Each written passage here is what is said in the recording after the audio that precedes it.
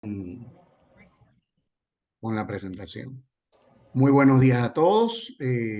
Bienvenidos nuevamente a un sábado de USPED Latinoamérica, donde siempre estamos desarrollando temas de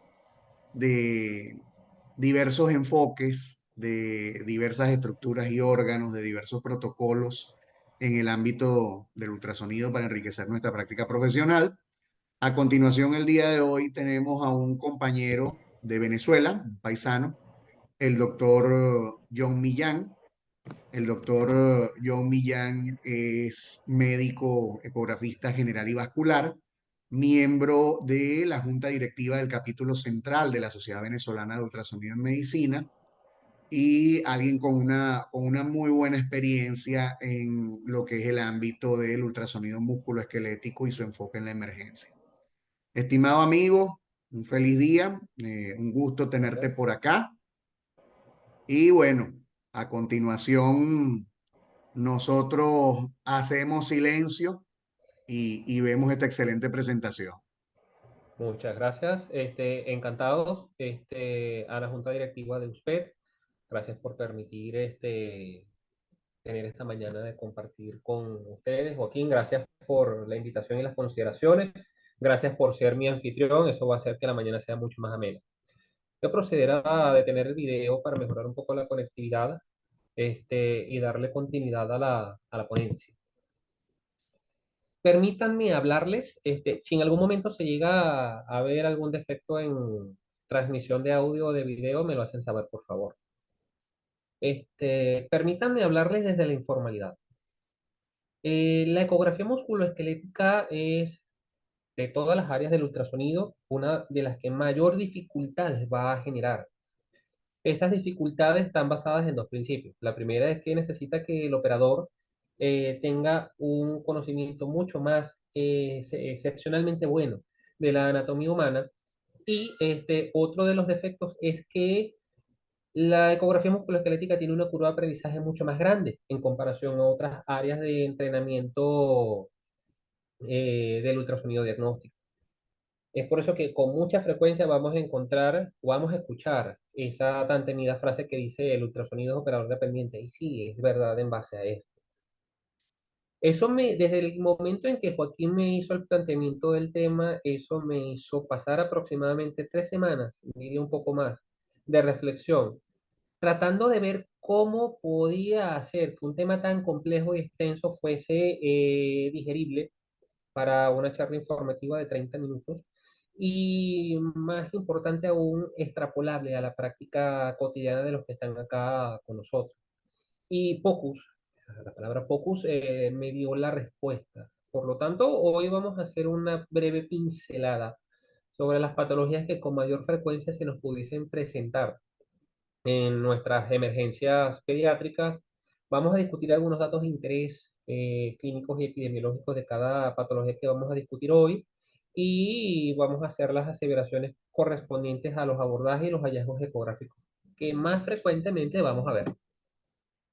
Entonces comenzamos diciendo que la patología articular es un motivo de consulta sumamente frecuente en la emergencia. Como motivo de consulta tiene una larga lista de diagnósticos diferenciales que se pasean por la esfera traumática, la esfera infecciosa, la esfera inflamatoria o autoinmune.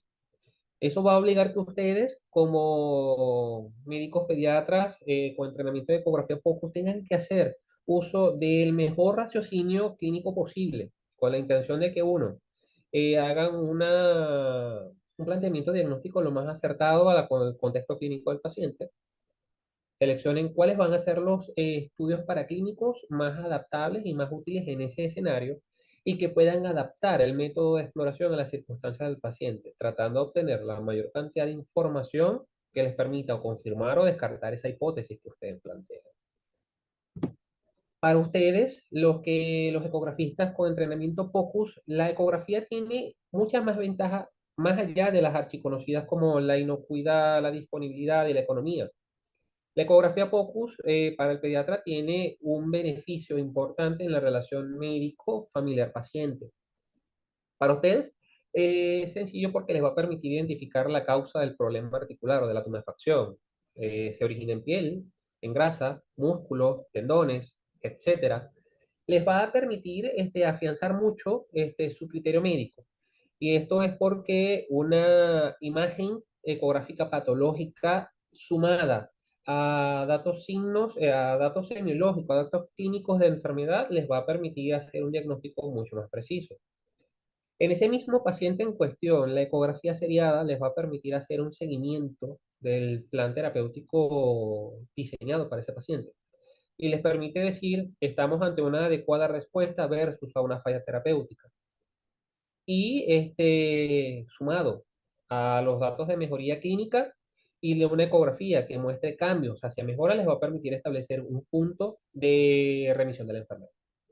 Para el paciente, para el familiar de ese paciente, útil. Una información digerible, sustentada por una imagen que habla más que 1000 palabras, les va a permitir entender qué tipo de enfermedad, la severidad, el pronóstico, y esto tiene un dato, un impacto fundamental porque mejora la adherencia al tratamiento que ustedes indiquen. Ahora, para nuestro actor principal, nuestros pacienticos, la ecografía aplicada por ustedes, los médicos tratantes, los que los llevan y los que los conocen desde hace mucho tiempo, los va a mantener en un ambiente cómodo, ante personas que ya son familiares para ese paciente, y ustedes mejor que yo saben que un paciente pediátrico cómodo es un paciente colaborador y eso facilita muchísimo el trabajo. Ya dije que una imagen vale más que 1000 palabras. Ya Napoleón Bonaparte lo había dicho. Un buen bosquejo es mejor que un discurso largo. Y con esto quiero abrir un breve paréntesis en el cual es importante que entendamos que debemos seguir una serie de pasos sistemáticos para tratar de obtener una imagen que en principio es cruda por el preset que nos puede dar de fábrica el equipo y llevarlas a una imagen 10 de 10, una imagen que nos dé todos los datos que nos permita decir estamos ante enfermedad o estamos ante salud. Yo románticamente lo llamo como el método de optimización de imagen. Coloquialmente en la práctica, Joaquín y yo lo llamamos el ser DJs, porque es seleccionar preset, mover perillas, apretar botones. Pero son pasos sistemáticos para lograr obtener una imagen que hable por sí sola, una imagen 10 de 10. Y ese método que yo planteo está basado en 4 principios físicos fundamentales. Y vamos a tratar de discutirlos de una manera sencilla. Vamos a empezar con la resolución. La resolución axial no va a ser más que la capacidad que tiene ese equipo de ultrasonido que está al frente de ustedes para discriminar dos estructuras que se encuentran juntas y siguiendo el eje longitudinal del haz del ultrasonido emitido por el transductor. Este depende netamente de la frecuencia nominal o la frecuencia final que nosotros le preconfiguremos al transductor.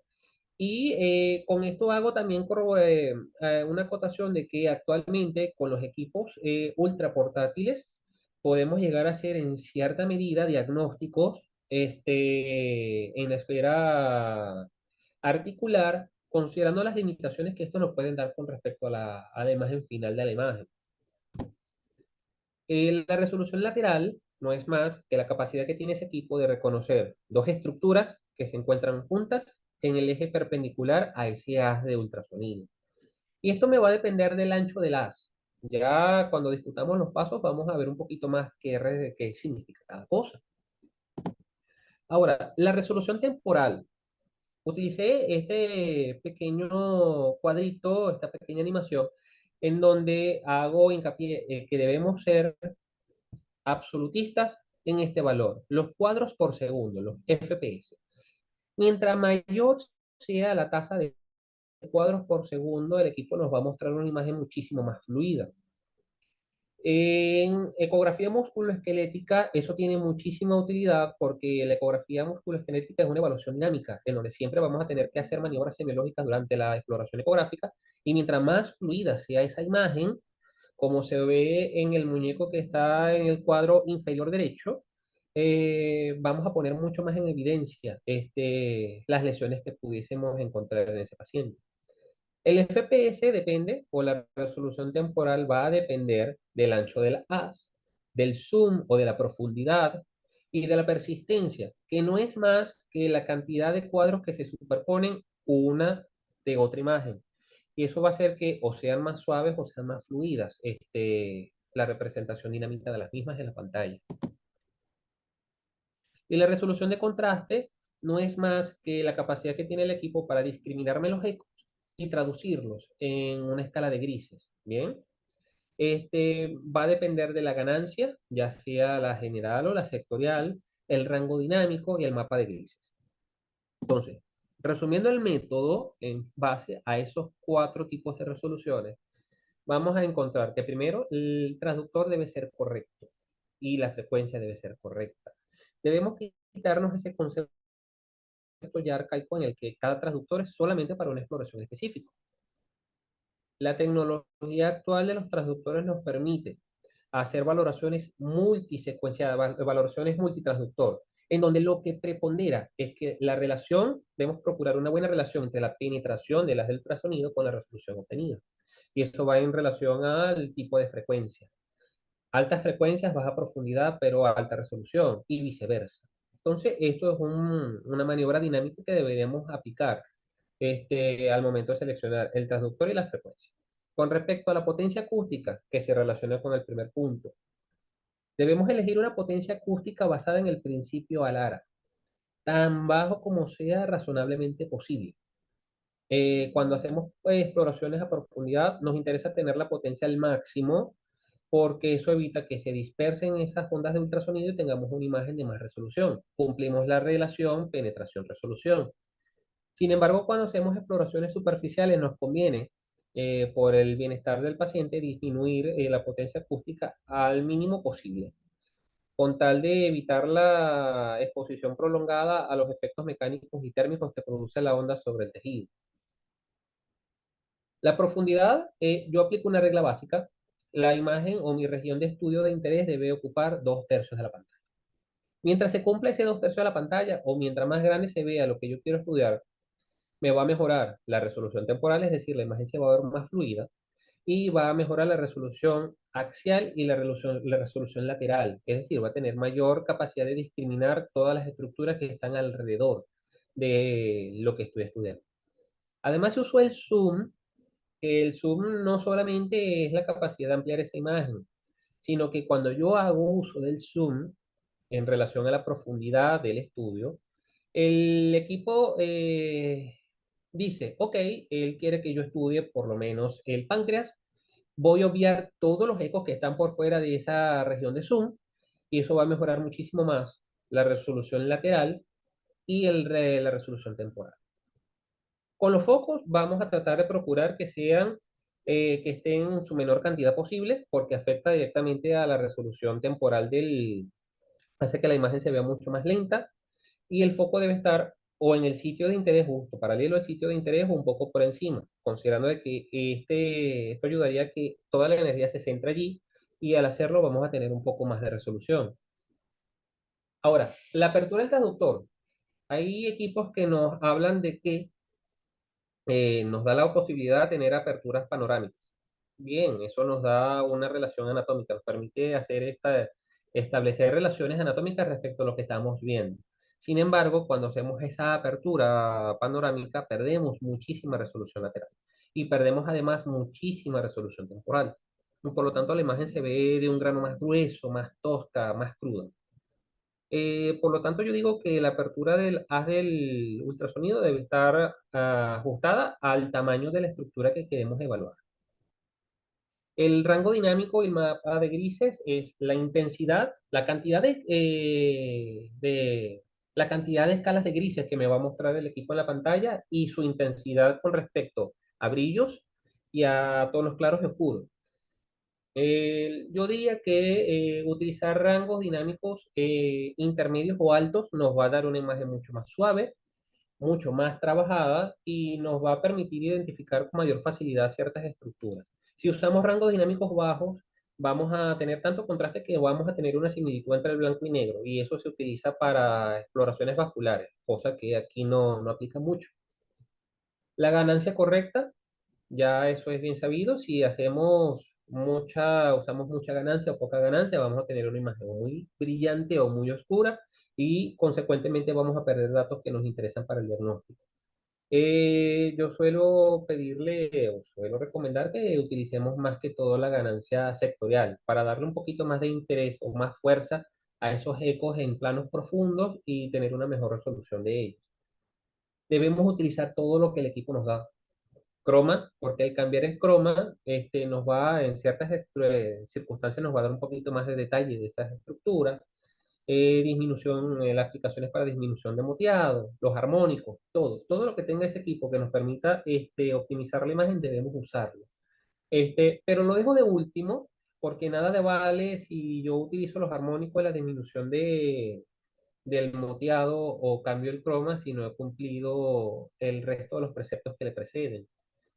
Y en músculo esquelético, eso es una petición, es algo que debe incluirse, a petición, a comentario de un colega acá que tiene muchísima experiencia por su formación en ecografía musculoesquelética y reumatológica, en donde el uso del Power Doppler debe ser indispensable en la ecografía articular en el paciente pediátrico. ¿Por qué? Porque cuando hay patología inflamatoria, hay formación de neovasos. Y esos neovasos son de muy baja velocidad. Si utilizo Doppler color, no los voy a detectar o la detección va a ser muy vaga. Por lo tanto, voy a subestimar fases activas de la enfermedad que esté presentando ese paciente. Si utilizo el Power Doppler, lo detecto, pero hay que cumplir ciertos pasos. Primero, uno es tratar de utilizar un colchón de gel lo más grueso posible para evitar hacer tanta presión en la piel que colapse esos neovasos. Y lo segundo es utilizar bajas frecuencias y bajo filtro de pared para poder detectar esos flujos. Entonces, una vez yo he entendido esto, lo he estudiado, he aprendido a aplicarlo en función al equipo que yo disponga en mi consulta, obtengo una imagen 10 de 10. Excelente. Ahora necesito aprender a diferenciar lo que es normal. Y no solamente por eso de que si yo aprendo a discriminar lo normal, cuando veo algo anormal lo identifico con más facilidad. En ecografía musculoesquelética los estudios son comparativos. La articulación afectada con respecto a la contralateral. Esto me permite ser un poco más objetivo al momento de cuantificar o de decir que hay ciertas estructuras afectadas por tal o cual patología. Comenzamos con el hueso, que ecográficamente se va a reflejar, que va a ser una estructura con alta impedancia acústica. No va a permitir que el sonido pase a través de su estructura. Todos esos ecos que refleja, que se regresan al transductor, la imagen del equipo lo va a interpretar como una imagen hiperecoica, bien definida, continua, sin interrupciones y que me va a generar una sombra acústica posterior. En ciertos huesos, cuando son curvos, me van a generar un artefacto en espejo, ¿de acuerdo? Por debajo de la cortical ósea, eso no significa patología, simplemente es un artefacto y ya. Tanto ligamentos como tendones van a tener un mismo ecopatrón, se van a presentar como bandas homogéneas, delgadas, de 2 a 3 milímetros cuando se habla de normalidad, que van a tener fibras ecogénicas paralelas localizados, en el caso de los ligamentos, cerca de las superficies óseas. Los tendones van a tener el mismo patrón, como pueden observar allí, eso es un tendón rotuliano. Quiero que hagamos este hincapié acá, la entesis es la zona de inserción de ese ligamento o ese tendón. Y tanto la entesis como los mismos ligamentos y tendones tienen algo que se llama anisotropia, que es la capacidad que tienen estos tejidos para variar su ecogenicidad.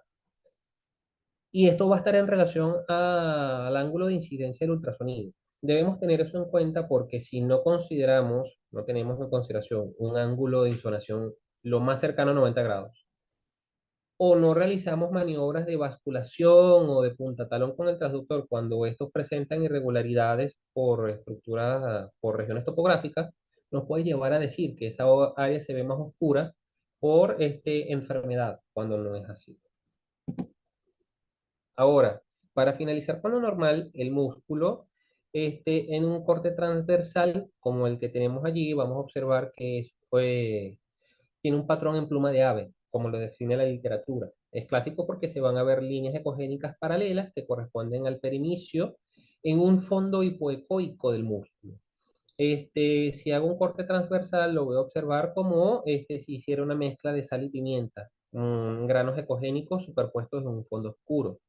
Esa es la normalidad. Entonces, tengo imágenes 10 de 10.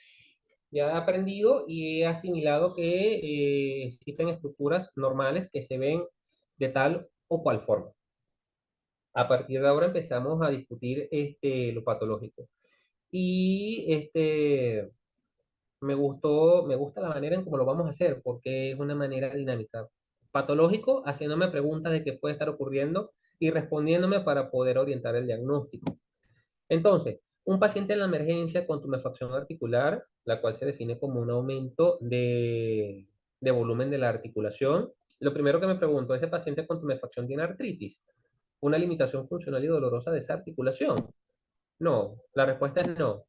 ¿Ese paciente tendrá algún antecedente traumático? Si la respuesta es sí, vamos a comenzar hablando sobre la fractura por avulsión.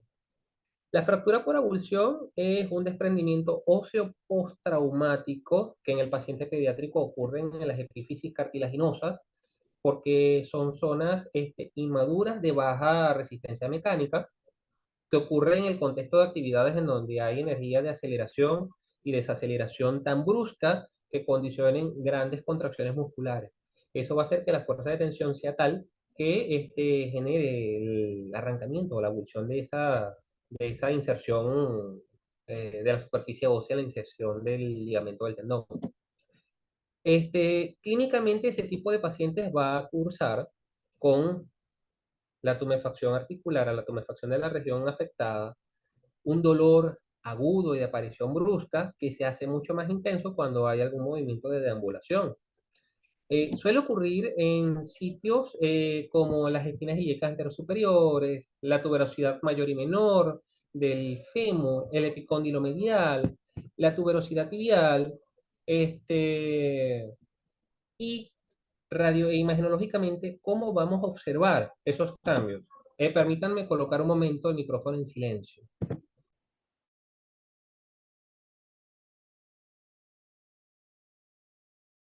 Bien, perfecto.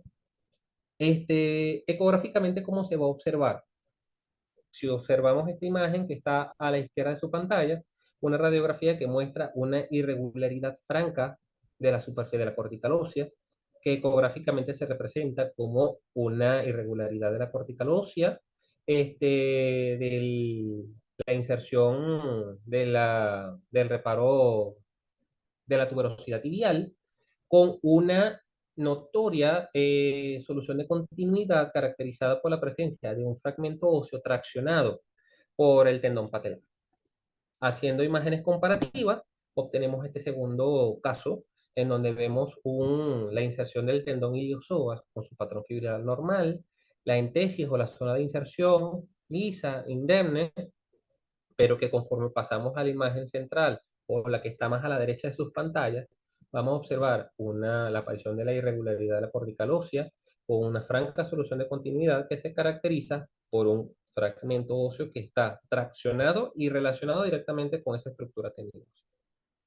Eh, Cuando se nos presenta esto, es frecuente que podamos observar un hematoma que se caracteriza como una colección de ecogenicidad variable, de ecopatrón variable en función al tiempo de evolución, que puede cursar desde una colección anecoica simple, como podemos ver acá, una colección anecoica simple en el punto donde ocurrió la fractura por avulsión, hasta colecciones heterogéneas ya cuando el hematoma ya ha organizado con mucho más tiempo. Dentro del contexto de antecedentes traumáticos, en este no es tan claro, vamos a hablar de la fractura de Tottler, o también llamada fractura de los primeros pasos. Va a ocurrir en niños en edades comprendidas entre 9 meses y 3 años. La incidencia me dice que es una condición sumamente frecuente, porque se puede presentar de 0,6 a 2,5 casos por cada niño, por cada 1000 niños. Bien. La fractura de Tottler se caracteriza porque es una fractura en el segmento distal de la tibia, es una fractura estiroidea no desplazada de ubicación subperióstica, que está desencadenada por fuerzas de torsión sobre un hueso que es inmaduro. Sí, es flexible, pero es inmaduro para la tolerancia de peso. Esa fractura me va a condicionar un hematoma que diseca el periósteo de la cortical ósea.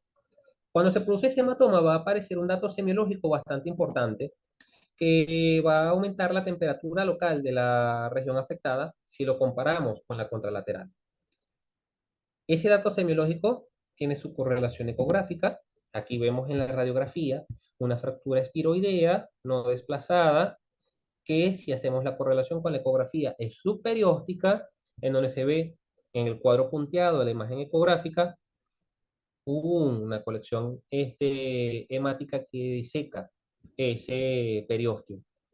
La correlación histológica es que vemos la cortical ósea con un área en donde sí, en un momento hubo una fractura, un hematoma y disecó este, el periósteo en ese nivel. Clínicamente, el paciente me va a cursar con dolor, no va a haber un antecedente traumático tan identificable, va a haber rechazo y cojera de predominio de la extremidad afectada.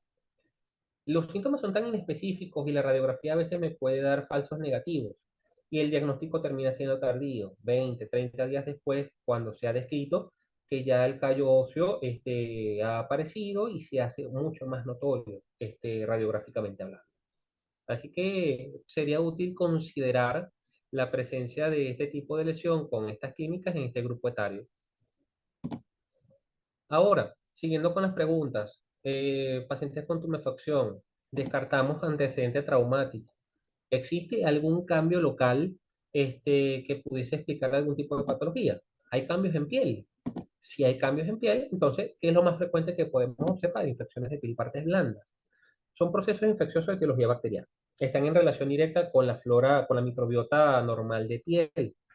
Y esto ocurre cuando existe algún tipo de disfunción de la barrera cutánea.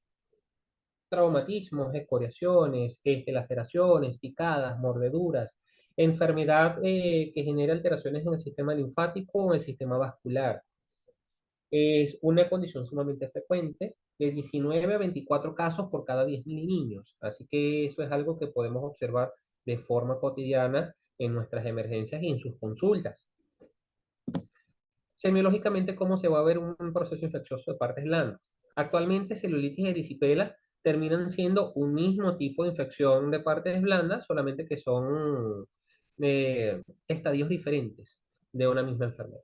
Entonces, semiológicamente cursa como una placa eritematosa de bordes que pudiesen llegar a ser irregulares, con signos de flebosis, calor, dolor y rubor, y una puerta de entrada que siempre, en la mayoría de los casos, va a ser detectable. Ecográficamente, nosotros correlacionamos esos hallazgos con, primero, un edema del tejido celular subcutáneo, como vemos en este ecofotograma, en el clásico patrón de adoquín o de empedrado. Este caso, una infección de partes blandas a la cual hicimos también una exploración vascular tratando de ver si había alguna causa, había alguna relación con alguna trombosis venosa superficial.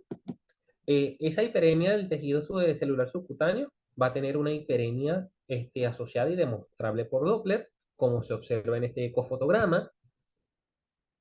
A nivel locorregional, vamos a encontrar ganglios linfáticos de ecopatrón reactivo. Ya yo les voy a explicar más adelante las características de los ecopatrones ganglionares y la relación con la tumefacción articular. Y a nivel distal, si vamos mucho más allá y somos más acuciosos, realizamos un Doppler, vamos a ver un patrón monofásico, como se ve en este ecofotograma. Si no somos acuciosos, pudiésemos decir que hay una enfermedad arterial allí subyacente en ese paciente, pero no, es una simple vasodilatación periférica. El espectro es un patrón monofásico de alta resistencia, las velocidades picosistólicas se ven conservadas, y si yo hago una ecografía seriada en el punto en donde haya una mejoría clínica de ese proceso infeccioso, yo debería evidenciar que el patrón arterial recupera su multifacidad. Entonces, esas son las características ecográficas más frecuentemente observadas en infección. Ahora, la otra utilidad que tiene realizar esta ecografía en procesos infecciosos de partes blandas del paciente pediátrico es determinar la existencia de colecciones en planos subcutáneos. Esto con la intención de que, bueno, se termine haciendo el drenaje oportuno para que el tratamiento antibiótico sea mucho más efectivo. Ahora, dentro de ese juego de descartes, hicimos el descarte de enfermedad por antecedente traumático, hicimos el descarte de enfermedad por antecedente infeccioso. Nos volvemos a preguntar, ¿hay artritis? ¿Hay una limitación funcional y dolorosa en una articulación tumefacta?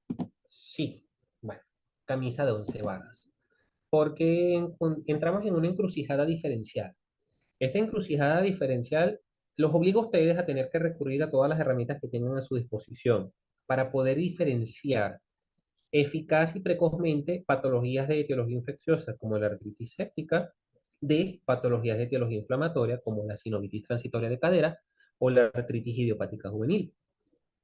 Y cuando digo que debemos recurrir a todas las herramientas que tengamos a nuestra disposición, traigo a colación los criterios de Kocher. Los criterios de Kocher son ampliamente validados, usados en la cotidianidad clínica, la cual me habla de cuatro criterios. Falta de cargar peso en extremidad, el rechazo al uso, la limitación funcional, una temperatura corporal igual o mayor a 38,5 grados centígrados, una velocidad de sedimentación globular francamente alterada y unos glóbulos blancos por encima de 12.000 células por milímetro cúbico. Si tengo tres o cuatro de estos criterios, estoy ante una probabilidad del 93% y del 99,6% respectivamente de estar ante un paciente con artritis séptica.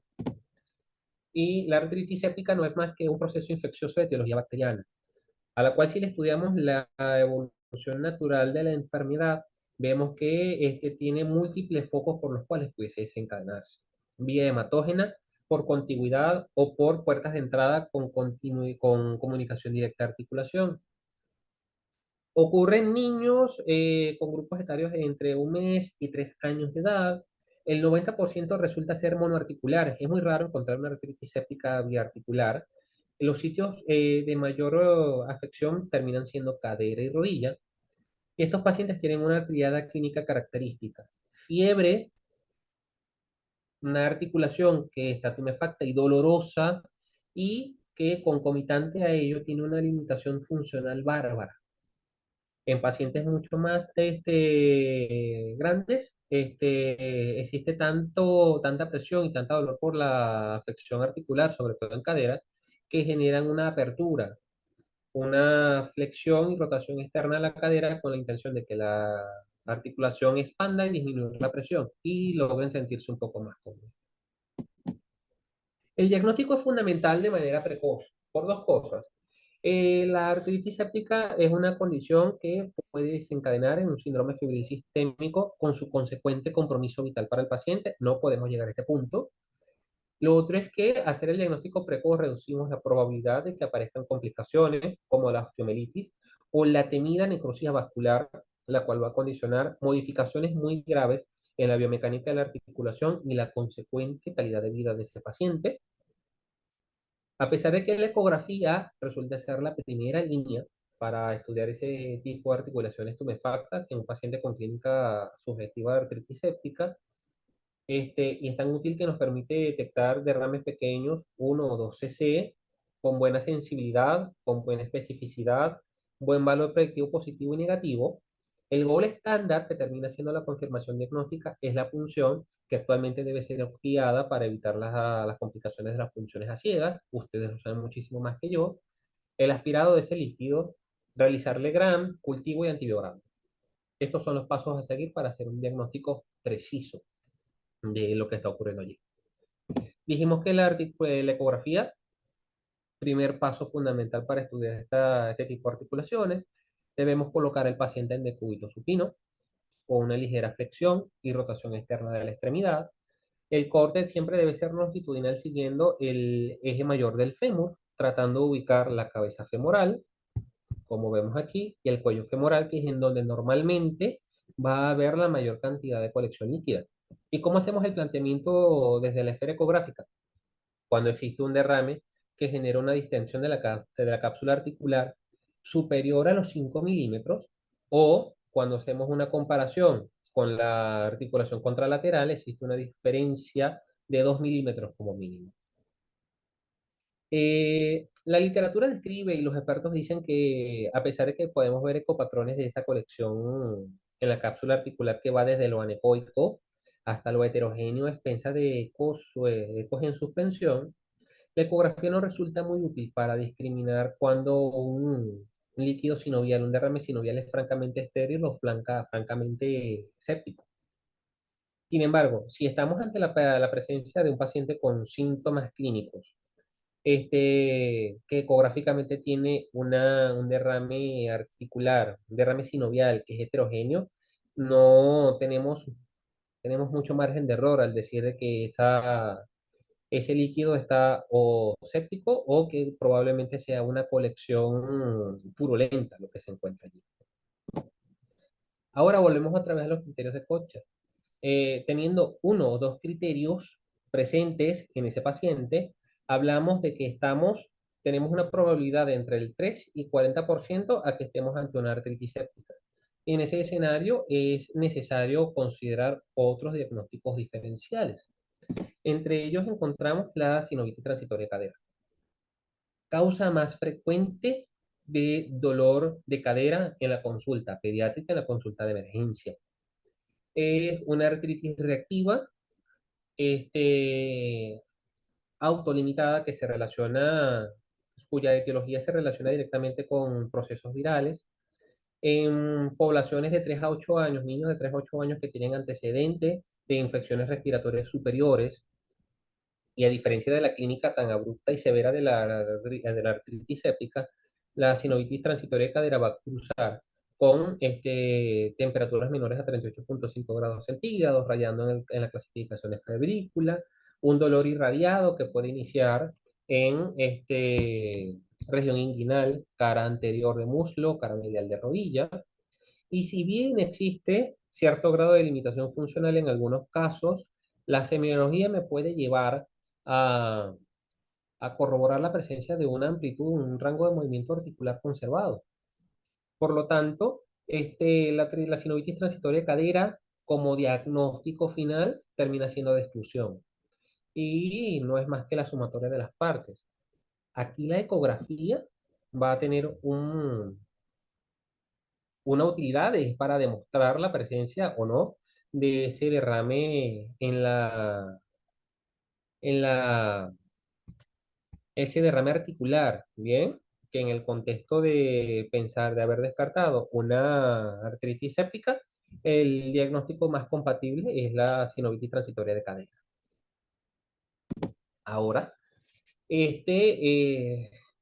llegamos a un punto que si me lo preguntan, debería tener un seminario aparte, una ponencia aparte, con alguien con muchísima mayor experiencia en ecografía musculoesquelética y evidentemente ecografía a nivel reumatológico, que es la artritis reumatoide juvenil.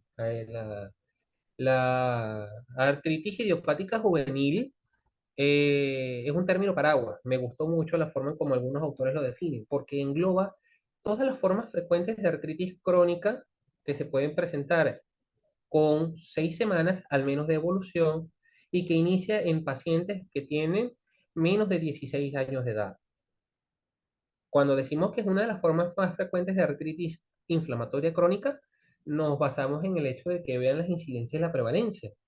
Incidencia de 1,6 a 23 casos por 100.000 menores de 16 años, con una prevalencia de 3,8 a 400 casos por cada 100.000 menores de 16 años.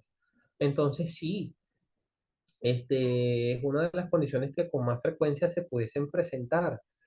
Y lo otro que hay que considerar es que la ecografía tiene una utilidad muy buena aquí en la evaluación de este tipo de patología crónica, porque supera con creces tanto el examen físico y a la ecografía y a la rayos X para poder decir el tipo de enfermedad, hacer la subclasificación y definir el estado de actividad que presente esa enfermedad en el paciente en concreto.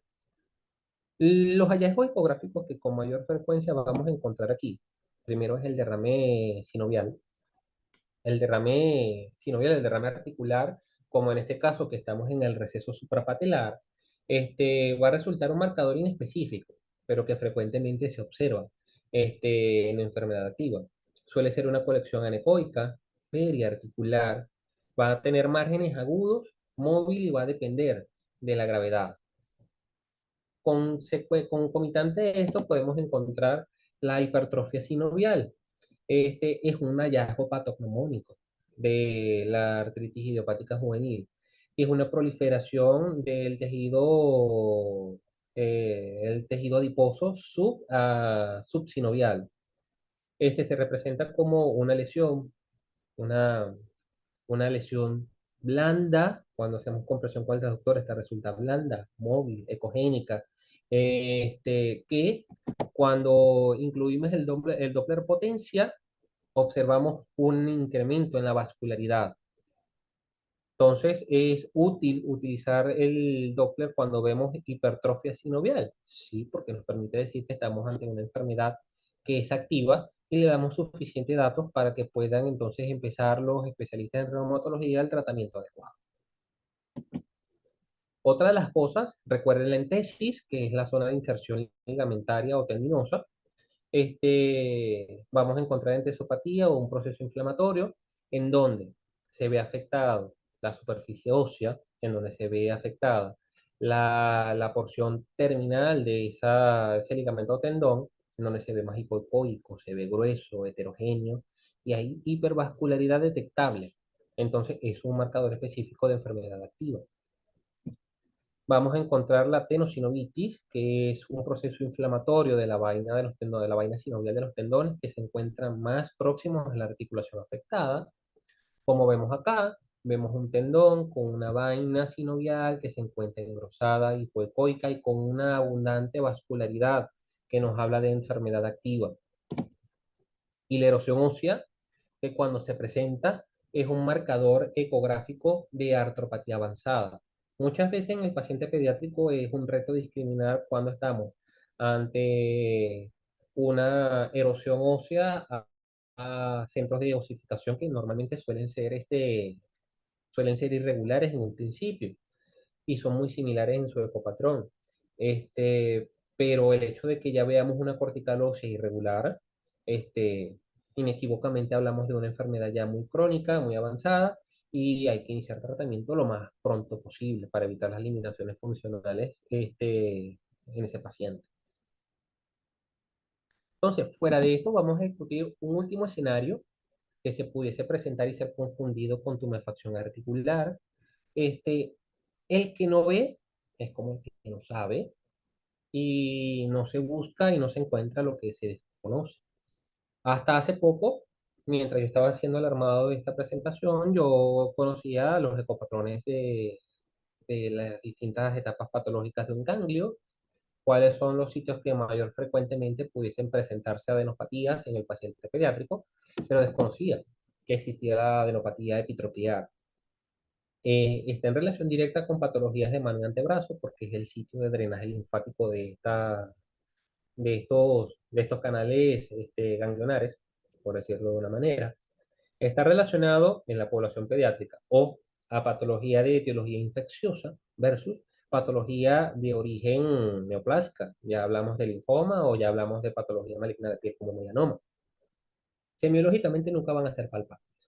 Cuando se vuelven palpables y evidentes, vamos a estar ante la presencia de un ganglio que supere los 5 milímetros como fácil de diámetro. El gol estándar para hacer un diagnóstico definitivo de las adenopatías, sobre todo las adenopatías epitropiares, es la biopsia. Sin embargo, existen algunos datos que vamos a discutir ahorita que pueden orientar a la probable causa y hacer un estadiaje para saber qué otros estudios de extensión hay que hacerse en este paciente. Me encantó esto, dividir el patrón semiológico de los ganglios epitropiares en infecciones y en neoplasias. Cuando un paciente tiene un ganglio linfático que es grande, de consistencia blanda, de superficie lisa, que es móvil, pero que esa movilidad y esa digitopresión genera dolor, entonces podemos pensar en una patología benigna, infección como fácil. Y si a eso le sumamos datos clínicos como fiebre, mayor a 38,5 grados centígrados, escalofríos, malestar general, un paciente pediátrico asténico o que tiene falta de interacción, el diagnóstico es sumamente claro. Ahí está ocurriendo un proceso infeccioso. Ahora, si hablamos de patología infiltrativa, patología neoplásica, ese ganglio linfático se vuelve además de grande, pétreo, irregular en su superficie, inmóvil porque se adhiere a planos profundos y no duele. Y si a eso le sumamos fiebre, una temperatura que está rondando o sea, está cerca a los 38,5 grados centígrados, intermitente, con sudoración nocturna, y que ese paciente presenta, de acuerdo a lo que refiere el familiar, una pérdida del más del 10% del peso corporal cuando nosotros lo cuantificamos y que no se asocia con modificaciones en la dieta, eso debe ser signo de alarma, banderas rojas de que ahí hay una enfermedad maligna. Hay que hacer este, una exploración un poco más extensa para saber qué ocurre, qué está pasando y por dónde vamos a orientar el caso y los estudios. Ahora, ¿cuáles son los patrones ecográficos más frecuentemente evidenciados? Vamos a comenzar con lo normal. Un ganglio linfático normal es un ganglio ovalado que tiene una corteza delgada, epogénica, de superficie regular y circunscrita, con una corteza hipoecoica homogénea que no supera los 2 o 3 milímetros de espesor, con un centro ecogénico que corresponde con el hilio graso del ganglio, donde se encuentran los vasos linfáticos aferentes y eferentes, venas y arterias. Así se ve ecográficamente un casito traído a la consulta, un ganglio linfático normal. La corteza no está engrosada, conserva su diámetro longitudinal por encima del diámetro anteroposterior, un ganglio normal. Un ganglio se considera reactivo cuando este se vuelve grande, de superficie lobulada, hay hipervascularidad detectable a la ecografía Doppler potencia, sin embargo mantiene las mismas características.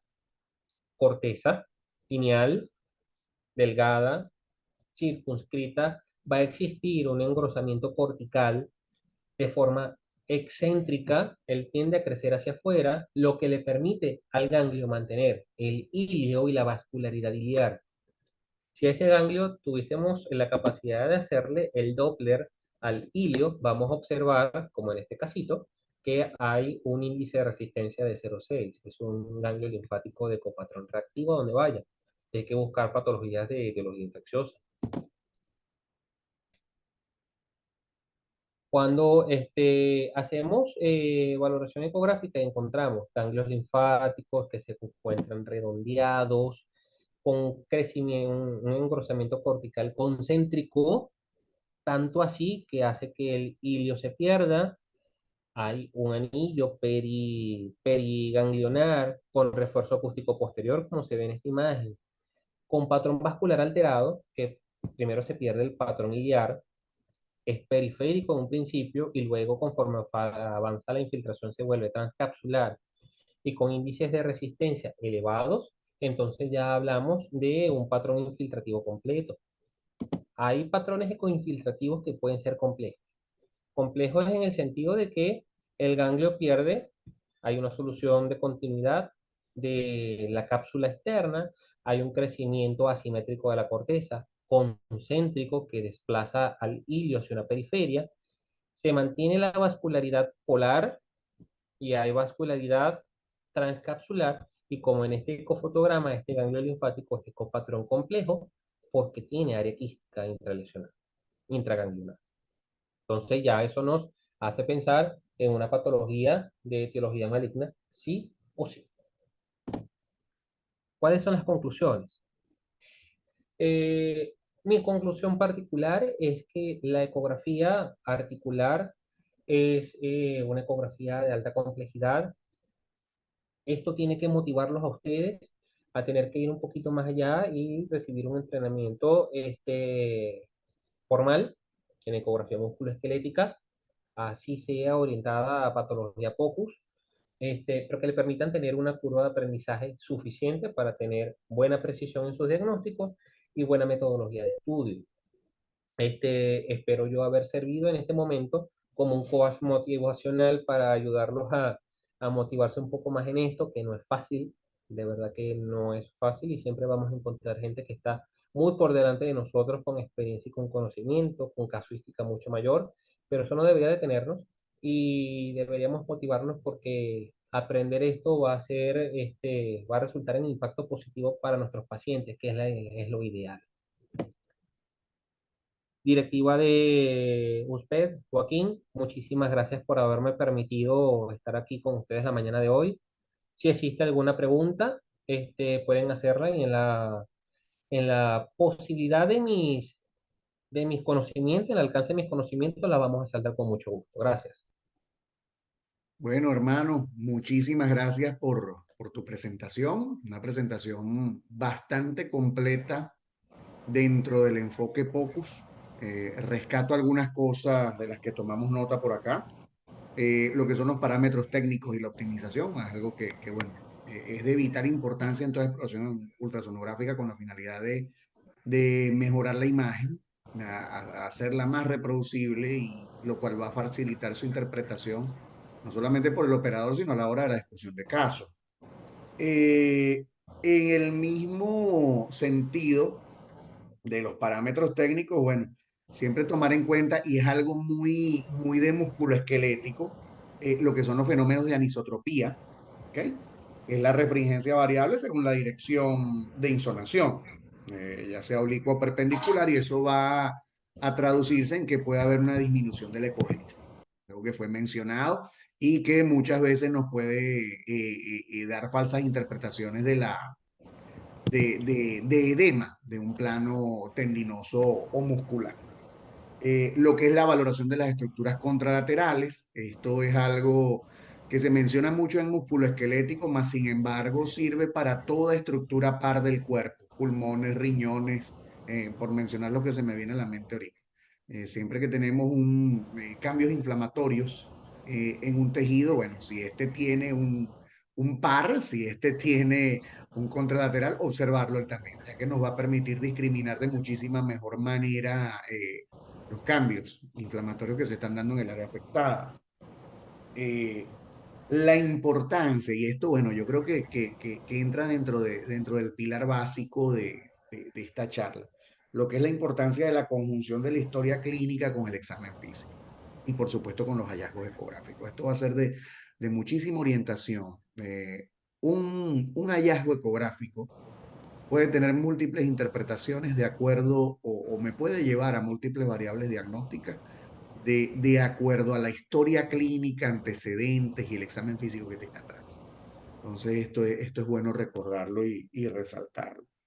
Y a su vez, bueno, muy importante y muy bonito esa pequeña disertación de ganglios linfáticos que es aplicable no solamente al territorio musculoesquelético, sino a toda área donde veamos inflamación de ganglios linfáticos para su discriminación en un patrón inflamatorio simple, en un patrón inflamatorio reactivo o en un patrón inflamatorio infiltrativo o metastásico. Eso, bueno, en lo personal son mis comentarios.